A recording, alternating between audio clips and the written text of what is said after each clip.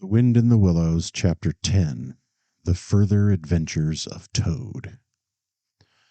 The front door of the hollow tree faced eastwards, so Toad was called at an early hour, partly by the bright sunlight streaming in on him, partly by the exceeding coldness of his toes, which made him dream that he was at home in bed in his own handsome room with the Tudor window on a cold winter's night, and his bedclothes had got up, grumbling and protesting they couldn't stand the cold any longer, and had run downstairs to the kitchen fire to warm themselves. And he had followed on bare feet along miles and miles of icy, stone-paved passages, arguing and beseeching them to be reasonable. He would probably have been aroused much earlier, had he not slept for some weeks on straw over stone flags, and almost forgotten the friendly feeling of thick blankets pulled well up round the chin. Sitting up, he rubbed his eyes first and his complaining toes next, wondered for a moment where he was, looking round for familiar stone wall and little barred window, then, with a leap of the heart, remembered everything, his escape, his flight, his pursuit, remembered, first and best thing of all, that he was free. Free! The word and the thought alone were worth 50 blankets. He was warm from end to end as he thought of the jolly world outside, waiting eagerly for him to make his triumphal entrance, ready to serve him and play up to him, anxious to help him and to keep him company, as it always had been in days of old before misfortune fell upon him.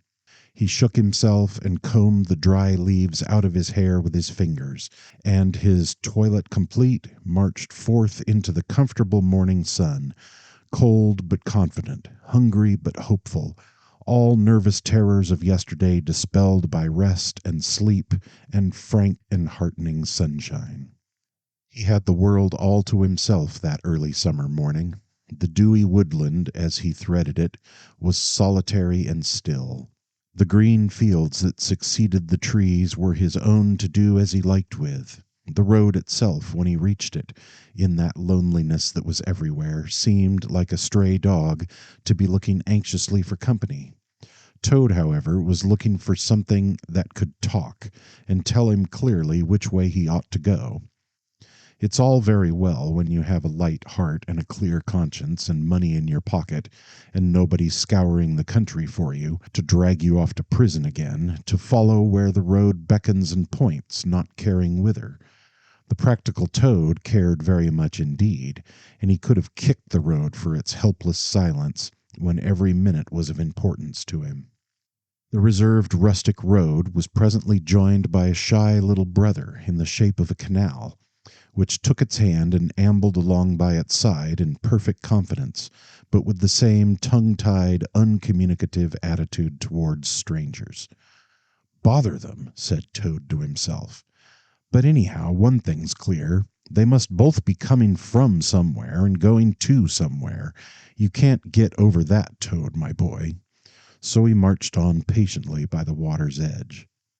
Round a bend in the canal came plodding a solitary horse, stooping forward as if in anxious thought. From rope traces attached to his collar stretched a long line, taut, but dipping with his stride, the further part of it dripping pearly drops. Toad let the horse pass and stood waiting for what the fates were sending him. With a pleasant swirl of quiet water at its blunt bow, the barge slid up alongside of him, its gaily painted gunwale level with the towing path, its sole occupant a big stout woman wearing a linen sunbonnet, one brawny arm laid along the tiller. "A nice morning, ma'am," she remarked to Toad as she drew up level with him. "I dare say it is, ma'am," responded Toad politely, as he walked along the tow path abreast of her. "I dare it is a nice morning to them that's not in sore trouble like what I am. Here's my married daughter. She sends off to me post-haste to come to her at once, so off I comes, not knowing what may be happening or going to happen, but fearing the worst, as you will understand, ma'am, if you're a mother too. And I've left my business to look after itself. I'm in the washing and laundering line, you must know, ma'am, and I've left my young children to look after themselves, and a more mischievous and troublesome set of young imps doesn't exist, ma'am. And I've lost all my money and lost my way. And as for what may be happening to my married daughter, why, I don't like to think of it, ma'am." "Where might your married daughter be living, ma'am?" asked the barge woman. "She lives near to the river, ma'am," replied Toad, "close to a fine house called Toad Hall, that's somewheres hereabouts in these parts. Perhaps you may have heard of it." "Toad Hall? Why, I'm going that way myself," replied the barge woman. "This canal joins the river some miles further on, a little above Toad Hall, and then it's an easy walk. You come along in the barge with me, and I'll give you a lift." She steered the barge close to the bank, and Toad, with many humble and grateful acknowledgments, stepped lightly on board and sat down with great satisfaction. "Toad's luck again," thought he. "I always come out on top." "So you're in the washing business, ma'am," said the barge woman politely as they glided along. "And a very good business you've got, too, I dare say, if I'm not making too free in saying so." "Finest business in the whole country," said Toad airily. "All the gentry come to me. Wouldn't go to anyone else if they were paid, they know me so well. You see, I understand my work thoroughly and attend to it all myself. Washing, ironing, clear starching, making up gents' fine shirts for evening wear, everything's done under my own eye." "But surely you don't do all that work yourself, ma'am," said the barge woman respectfully. "Oh, I have girls," said Toad lightly. 20 girls, or thereabouts, always at work. But you know what girls are, ma'am. Nasty little hussies, that's what I call 'em." "So do I, too," said the barge woman with great heartiness. "But I dare say you set yours to rights, the idle trollops. And are you very fond of washing?" "I love it," said Toad. "I simply dote on it. Never so happy as when I've got both arms in the wash tub. But then it comes so easy to me. No trouble at all. A real pleasure, I assure you, ma'am." "What a bit of luck meeting you," observed the barge woman thoughtfully. "A regular piece of good fortune for both of us." "Why, what do you mean?" asked Toad nervously. "Well, look at me now," replied the barge woman. "I like washing too, just the same as you do. And for that matter, whether I like it or not, I have got to do all my own, naturally, moving about as I do. Now my husband, he's such a fellow for shirking his work and leaving the barge to me, that never a moment do I get for seeing to my own affairs. By rights he ought to be here now, either steering or attending to the horse, though luckily the horse has sense enough to attend to himself. Instead of which, he's gone off with the dog to see if they can't pick up a rabbit for dinner somewhere. Says he'll catch me up at the next lock. Well, that's as may be. I don't trust him once he gets off with that dog, who's worse than he is. But meantime, how am I to get on with my washing?" "Oh, never mind about the washing," said Toad, not liking the subject. "Try and fix your mind on that rabbit. A nice fat young rabbit, I'll be bound. Got any onions?" "I can't fix my mind on anything but my washing," said the barge woman. "And I wonder you can be talking of rabbits with such a joyful prospect before you. There's a heap of things of mine that you'll find in a corner of the cabin. If you'll just take up one or two of the most necessary sort, I won't venture to describe them to a lady like you, but you'll recognize them at a glance, and put them through the wash tub as we go along, why, it'll be a pleasure to you, as you rightly say, and a real help to me. You'll find a tub handy, and soap, and a kettle on the stove, and a bucket to haul up water from the canal with. Then I shall know you're enjoying yourself, instead of sitting here idle, looking at the scenery and yawning your head off."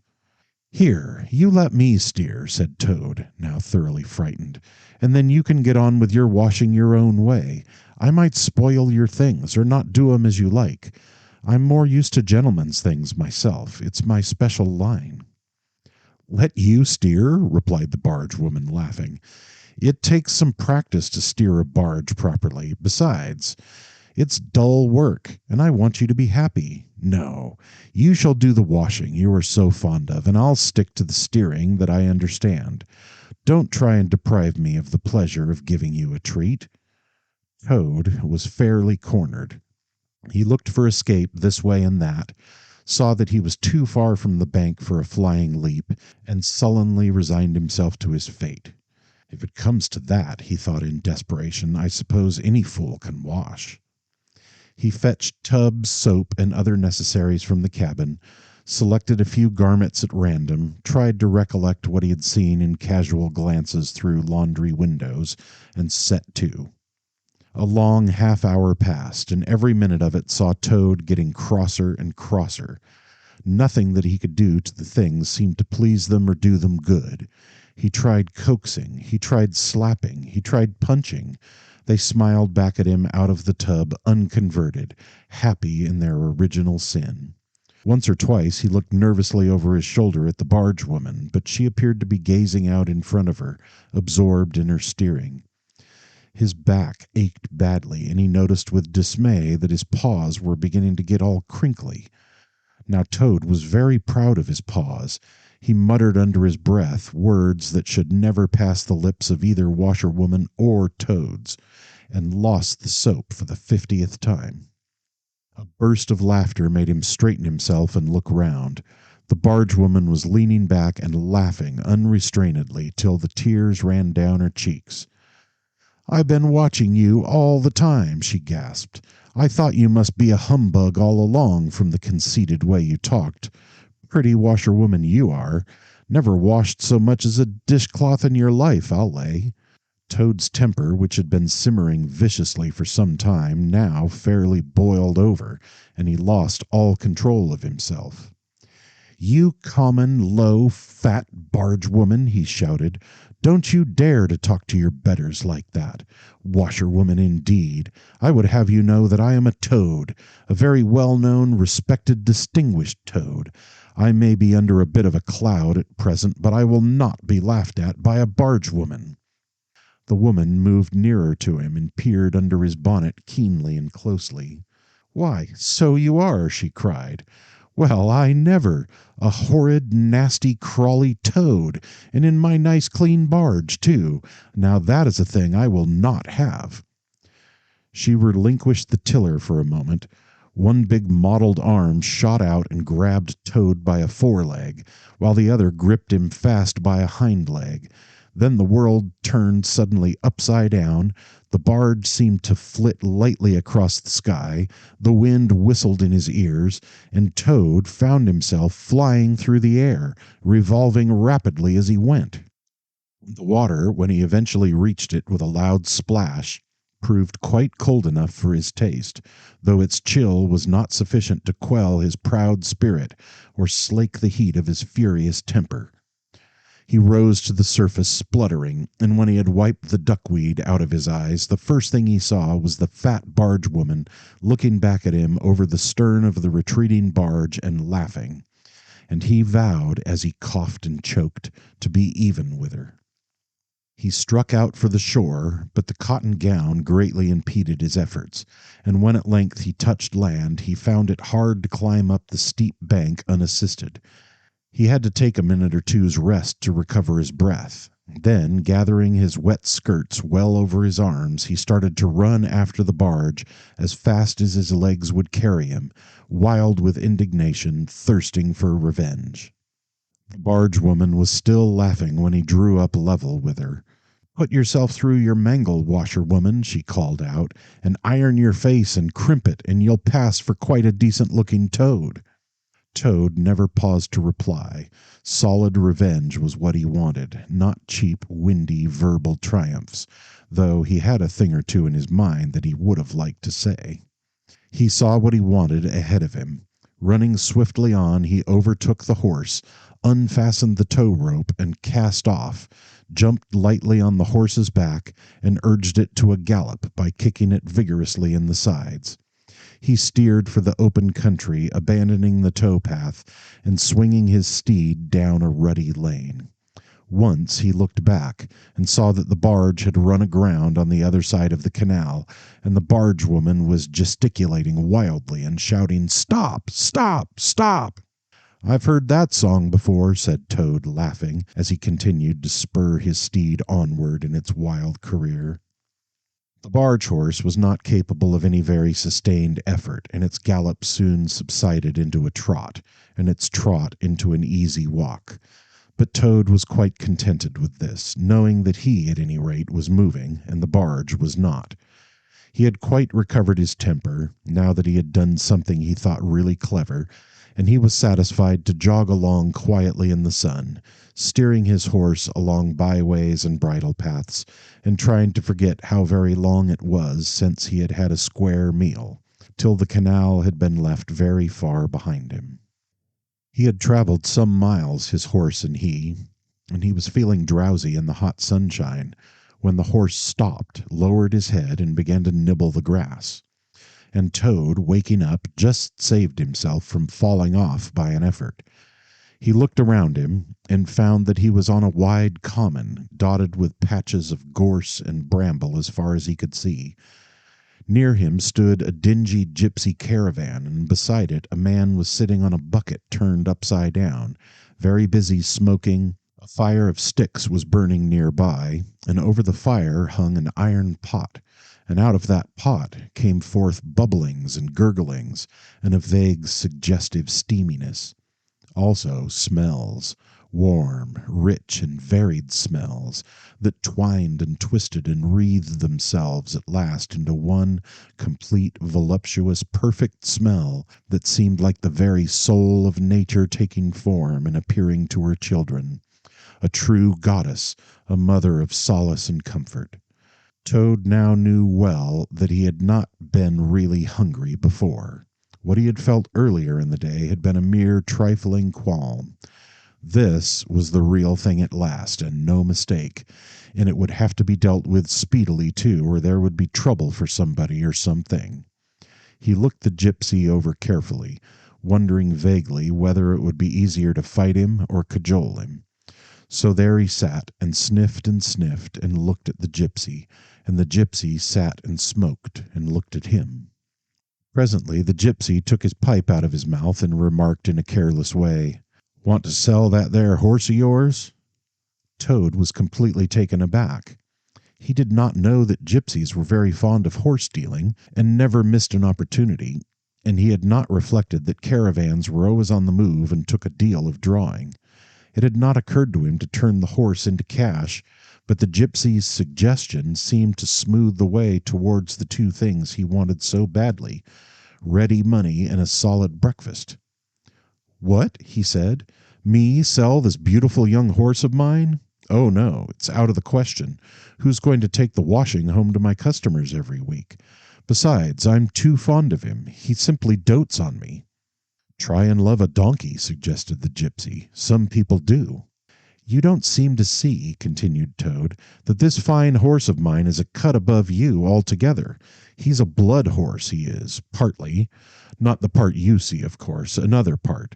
And he's been a prize hackney, too, in his time. That was the time before you knew him, but you can still tell it on him at a glance, if you understand anything about horses. No, it's not to be thought of for a moment. All the same, how much might you be disposed to offer me for this beautiful young horse of mine?" The gypsy looked the horse over, and then he looked Toad over with equal care, and looked at the horse again. "Shilling a leg," he said briefly, and turned away, continuing to smoke and try to stare the wide world out of countenance. "A shilling a leg!" cried Toad. "If you please, I must take a little time to work that out and see just what it comes to." He climbed down off his horse and left it to graze, and sat down by the gypsy and did sums on his fingers, and at last he said, "A shilling a leg? Why, that comes to exactly 4 shillings, and no more.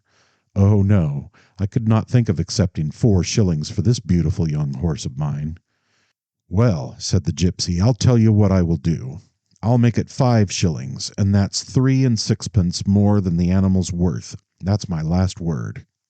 Then Toad sat and pondered long and deeply, for he was hungry and quite penniless, and still some way, he knew not how far, from home, and enemies might still be looking for him. To one in such a situation 5 shillings may very well appear a large sum of money. On the other hand, it did not seem very much to get for a horse. But then again, the horse hadn't cost him anything, so whatever he got was all clear profit. At last he said firmly, "Look here, Gypsy, I tell you what we will do, and this is my last word. You shall hand me over 6 shillings and sixpence cash down, and further, in addition thereto, you shall give me as much breakfast as I can possibly eat, at one sitting, of course, out of that iron pot of yours that keeps sending forth such delicious and exciting smells. In return, I will make over to you my spirited young horse, with all the beautiful harness and trappings that are on him, freely thrown in. If that's not good enough for you, say so, and I'll be getting on. I know a man near here who's wanted this horse of mine for years." The gypsy grumbled frightfully and declared if he did a few more deals of that sort he'd be ruined.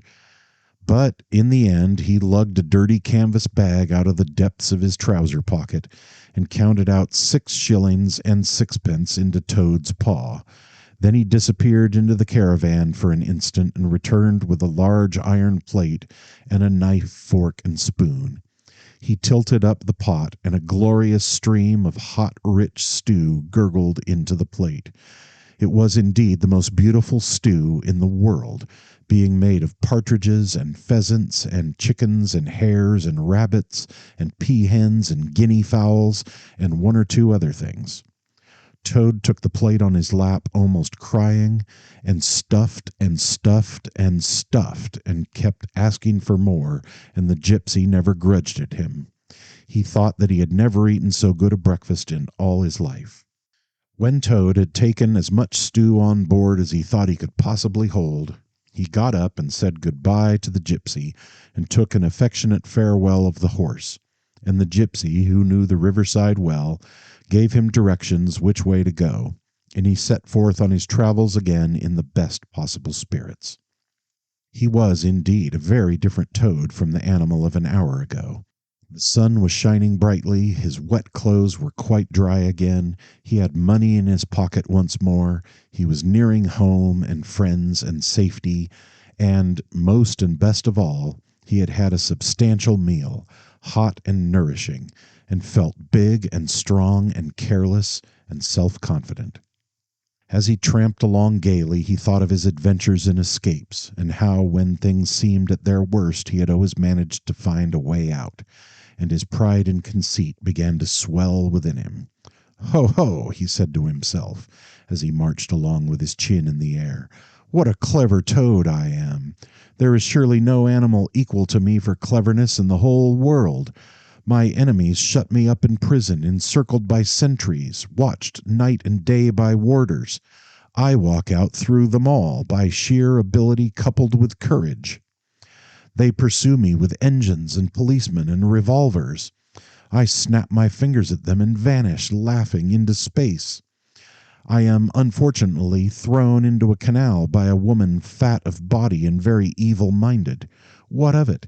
I swim ashore, I seize her horse, I ride off in triumph, and I sell the horse for a whole pocketful of money and an excellent breakfast. Ho, ho! I am the Toad, the handsome, the popular, the successful Toad." He got so puffed up with conceit that he had made up a song as he walked in praise of himself, and sang it at the top of his voice, though there was no one to hear it but him. It was perhaps the most conceited song that any animal ever composed. "The world has held great heroes, as history books have showed, but never a name to go down in fame compared with that of Toad. The clever men at Oxford know all there is to be knowed, but they none of them know one half as much as intelligent Mr. Toad. The animals sat in the ark and cried, their tears in torrents flowed. Who was it said, 'There's land ahead,' encouraging Mr. Toad? The army all saluted as they marched along the road. Was it the King or Kitchener? No, it was Mr. Toad. The Queen and her ladies in waiting sat at the window and sewed. She cried, 'Look, who's that handsome man?' They answered, 'Mr. Toad.'" There was a great deal more of the same sort, but too dreadfully conceited to be written down. These are some of the milder verses. He sang as he walked, and he walked as he sang, and got more inflated every minute. But his pride was shortly to have a severe fall. After some miles of country lanes, he reached the high road, and as he turned into it and glanced along its white length, he saw approaching him a speck that turned into a dot, and then into a blob, and then into something very familiar.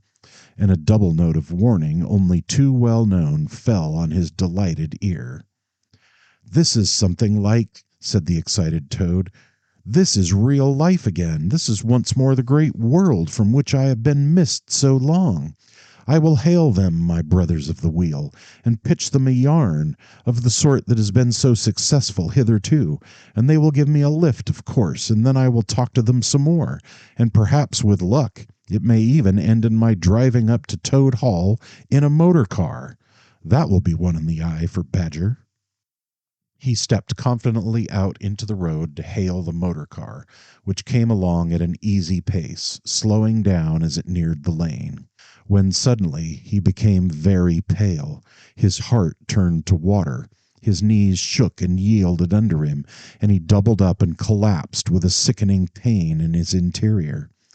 And well he might, the unhappy animal, for the approaching car was the very one he had stolen out of the yard of the Red Lion Hotel on that fatal day when all his troubles began. And the people in it were the very same people he had sat and watched at luncheon in the coffee room. He sank down in a shabby, miserable heap in the road, murmuring to himself in his despair, "It's all up. It's all over now. Chains and policemen again. Prison again. Dry bread and water again. Oh, what a fool I have been! What did I want to go strutting about the country for, singing conceited songs and hailing people in broad day on the high road, instead of hiding till nightfall and slipping home quietly by back ways? Oh, hapless Toad! Oh, ill-fated animal!" The terrible motor car drew slowly nearer and nearer, till at last he heard it stop just short of him. Two gentlemen got out and walked round the trembling heap of crumpled misery lying in the road, and one of them said, "Oh dear, this is very sad. Here is a poor old thing, a washerwoman apparently, who has fainted in the road. Perhaps she is overcome by the heat, poor creature, or possibly she has not had any food today. Let us lift her into the car and take her to the nearest village, where doubtless she has friends." They tenderly lifted Toad into the motor car and propped him up with soft cushions and proceeded on their way. When Toad heard them talk in so kind and sympathetic a way, he knew that he was not recognized. His courage began to revive, and he cautiously opened first one eye and then the other. "Look," said one of the gentlemen, "she is better already. The fresh air is doing her good. How do you feel now, ma'am?" "Thank you kindly, sir," said Toad in a feeble voice. "I'm feeling a great deal better." "That's right," said the gentleman. "Now keep quiet still, and above all, don't try to talk." "I won't," said Toad. "I was only thinking if I might sit on the front seat there beside the driver, where I could get the fresh air full in my face, I should soon be all right again." "What a very sensible woman," said the gentleman. "Of course you shall." So they carefully helped Toad into the front seat beside the driver, and on they went again. Toad was almost himself again by now. He sat up, looked about him, and tried to beat down the tremors, the yearnings, the old cravings that rose up and beset him and took possession of him entirely. "It is fate," he said to himself. "Why strive? Why struggle?" And he turned to the driver at his side. "Please, sir," he said, "I wish you would kindly let me try and drive the car for a little. I've been watching you carefully, and it looks so easy and so interesting, and I should like to be able to tell my friends that once I had driven a motor car." The driver laughed at the proposal so heartily that the gentleman inquired what the matter was. When he heard, he said, to Toad's delight, "Bravo, ma'am! I like your spirit. Let her have a try and look after her. She won't do any harm." Toad eagerly scrambled into the seat vacated by the driver, took the steering wheel in his hands, listened with affected humility to the instructions given him, and set the car in motion.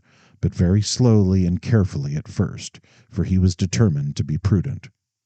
The gentlemen behind clapped their hands and applauded, and Toad heard them saying, "How well she does it! Fancy a washerwoman driving a car as well as that the first time!"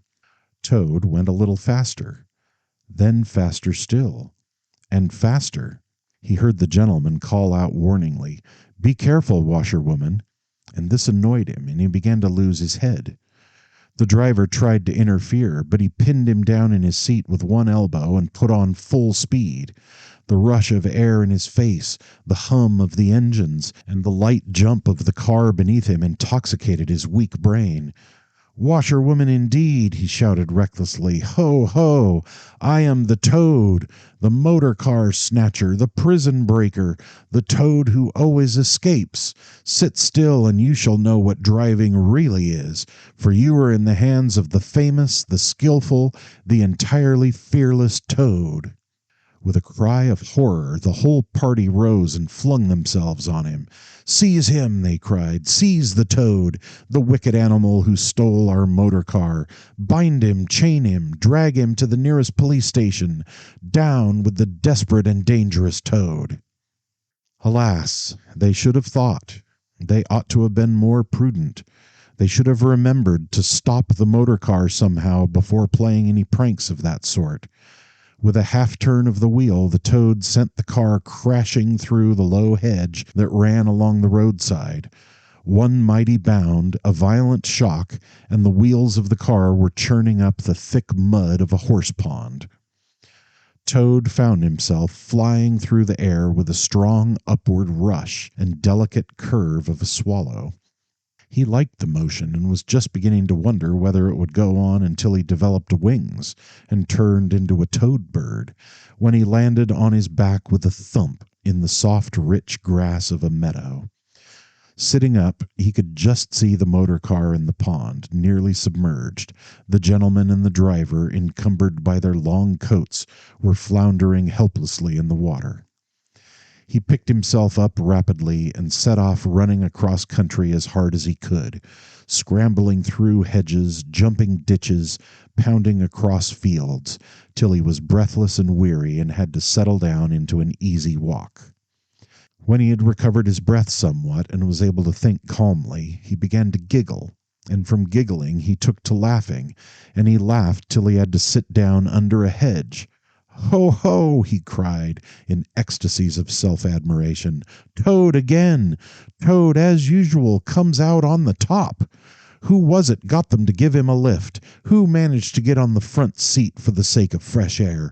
Who persuaded them into letting him see if he could drive? Who landed them all in a horse pond? Who escaped, flying gaily and unscathed through the air, leaving the narrow-minded, grudging, timid excursionists in the mud, where they should rightly be? Why, Toad, of course. Clever Toad. Great Toad. Good Toad."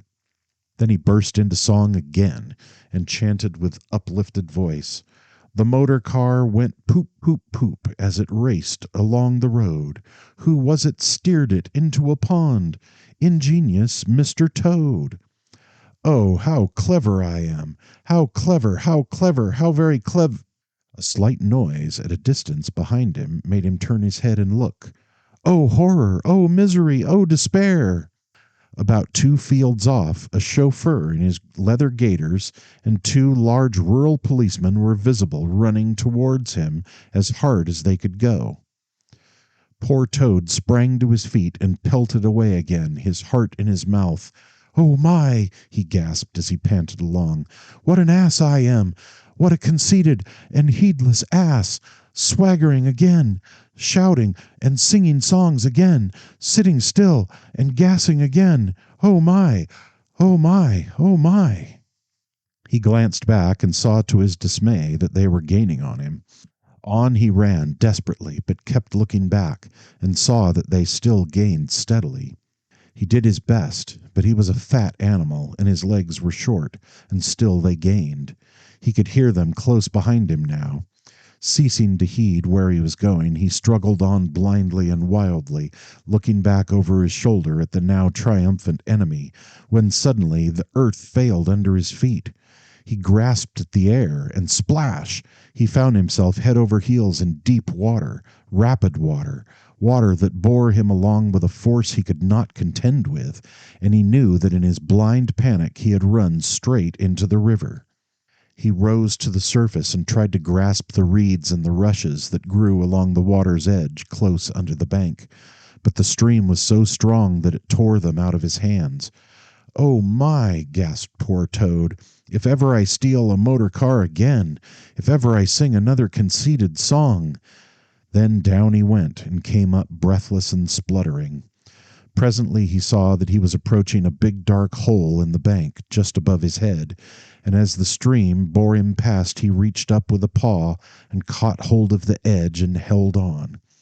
Then slowly and with difficulty he drew himself up out of the water, till at last he was able to rest his elbows on the edge of the hole. There he remained for some minutes, puffing and panting, for he was quite exhausted.